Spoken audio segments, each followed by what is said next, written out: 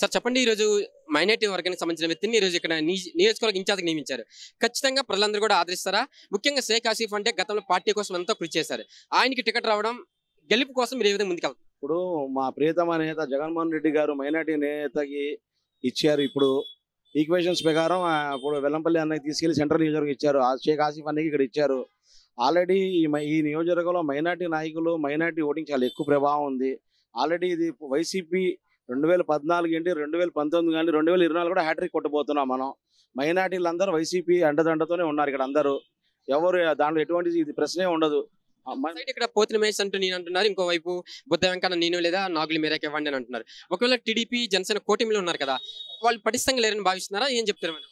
అసలు ఇప్పుడు వాళ్ళకి క్యాండిడేట్ దొరకలా కొట్టుకుంటున్నారు. ఇప్పుడు వైసీపీ క్యాండిడేట్ మీద నించుండడానికి ఇప్పుడు పోతిన మహేష్ గారు అంటున్నారు, కాసేపు బుద్ధ వెంకన్న గారు అంటున్నారు, కాసేపు నాగులు మీరా అన్నారు. వాళ్ళకి క్లారిటీ లేదు. ఇప్పుడు మా నాయకుడు ఆసిఫ్ గారికి డిక్లేర్ చేసి ముందు స్టార్టింగ్ లోనే ఆసిఫ్ ఎటువంటి ఇది లేకుండా ఆసిఫ్ గారికి డిక్లేర్ చేశారు. ఆల్రెడీ మేము ప్రచారంలో కూడా వెళ్ళిపోయాం, ప్రచారంలో దూసుకుని వెళ్ళిపోతాం. రేపు గెలిచేది కూడా మేమే ఇక్కడ. చెప్పండి, జనసేన టీడీపీ కూటమి వల్ల వైఎస్ఆర్సీపీకి ఏమైనా ఇబ్బందులు ఎదురయ్యే వస్తుందా? అదేవిధంగా షర్మిల గారు కూడా అన్న జగన్మోహన్ రెడ్డి పైన చాలా ఘాటుగా విమర్శలు అయితే చేస్తున్నారు. ఎలా ఉండబోతున్నాయి ఈ ఎన్నికలు? మాత్రం చాలా ప్రతిష్టాత్మకంగా ఉండబోతున్నాయి. ఎవరికి గెలిచే అవకాశాలు కొంచెం మెరుగ్గా ఉన్నాయంటే? ఇప్పుడు 2014లో ఏమి లేనప్పుడు జగన్మోహన్ రెడ్డి గారికి 64 సీట్లు వచ్చినాయండి. ఇప్పుడు 2019లో అధికారం చేపట్టి సీఎంగా పనిచేసి ఇన్ని సంక్షేమ పథకాలు తీసుకొచ్చి అన్ని చేస్తే ఇవాళ రేపు మంచి మెజార్టీ, భారీ మెజార్టీతో మేము గెలవబోతున్నాం. రేపు స్థాపించేది కూడా మాది వైసీపీ గవర్నమెంట్ రేపు 2024లో కూడా. దాంట్లో ఎటువంటి సందేహం లేదు. షర్మిల గారిది ఏముందండి, ఆట విడిపుగా వచ్చారాయమా. తెలంగాణలో పుట్టాను, తెలంగాణలో పెరిగాను, తెలంగాణ చదువుకున్నాను, తెలంగాణ కోడల్ని అని. అప్పుడు ఏమి చేయకుండా మరి పోటీ చేయకుండా తెలంగాణ ఎందుకు తప్పుకుందామా? ఇప్పుడు ఇక్కడ ఏంటంటే ఏదో ఆయన స్వార్థం గురించి వచ్చి ఇక్కడ ఇప్పుడు టైంపాస్ రాజకీయం చేస్తుంది కాబట్టి అంత మించి ఏమి లేదు ఇక్కడ. ఎట్టి పరిస్థితుల్లో ఎంతమంది కలిసి వచ్చినా రేపు గెలిచేది జగన్మోహన్ రెడ్డి గారే. 100% మేము వైసీపీ గవర్నమెంట్ ఫామ్ చేయబోతున్నాం. సార్ చెప్పండి, ఇక్కడ విజయవాడ పశ్చిమ నియోజకవర్గంలో షేక్ ఆసిఫ్ వస్తున్న ఆదరణ అంటే గడప గడప తిరుగుతున్నారు, కొండలు కూడా ఎక్కి తిరుగుతున్నారు. ప్రజల నుంచి ఎటువంటి ఆదరణ వస్తుంది? ఖచ్చితంగా గెలిచే అవకాశం అంత మేరకు. ఈరోజు విజయవాడ పశ్చిమ నియోజకవర్గంగా వైఎస్ఆర్ కాంగ్రెస్ పార్టీ అడ్డా.